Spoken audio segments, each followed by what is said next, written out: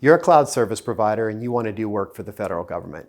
In order to do that, though, you need to be FedRAMP authorized, and you've been told by the government agency that you're trying to sell to that you need to be FedRAMP authorized.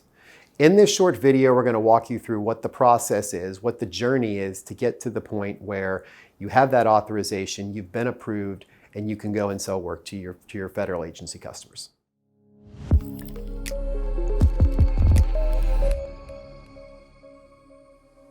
I'm Doug Barbin, Managing Principal and Chief Growth Officer at Shellman.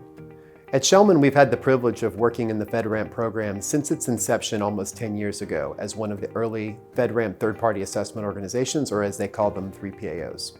To become FedRAMP authorized requires an organization to set up a program, to set up a set of systems that are ultimately going to get assessed at a level that frankly is the most comprehensive assessment that Shellman does. So we start by looking at your design, we look at your documentation, your plans, your policies, we look at the environment, and the goal of what we call stage one is to come up with an assessment plan, to look at your unique environment for FedRAMP and to come up with a plan for how we're going to perform that assessment. Now we move into the actual assessment. The actual assessment's a combination of three things. It's a control review and control assessment where we're looking at anywhere from 300 to 400 plus controls. We're not just going to look at your policies, but we're going to look at your password configurations, we're going to look at your logging and your monitoring capabilities.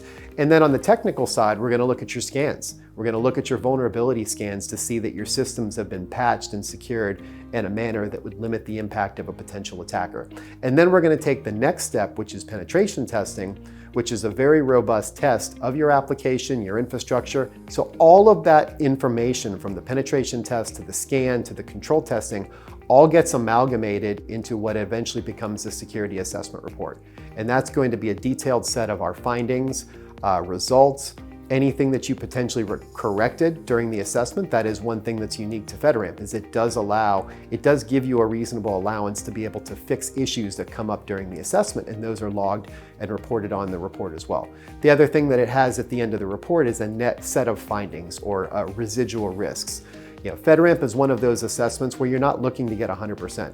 As a matter of fact, I can't think of hardly any client that's had zero findings on their FedRAMP SAR or security assessment report. And that's okay. The key is you don't want to have any high risk findings, and you want those moderate findings to be, somewhere at a manageable level when you've got a path to remediate them over the course of the next, weeks or months and so forth as well.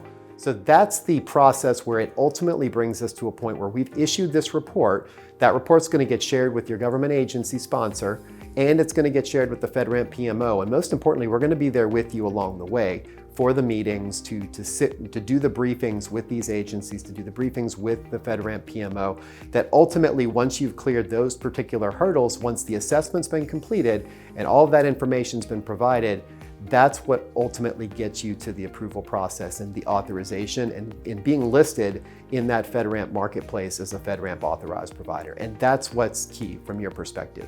Getting to the point where you've got the authorization from the agency and from FedRAMP, that is your permit to do business with the federal government as a cloud computing provider. I know what we just covered was a significant amount of information. And frankly, the FedRAMP process can take anywhere from 5 to 6 months sometimes, and that's even if you're ready. Reach out to us today so that we can have a more in-depth conversation with you about what this is going to look like for you.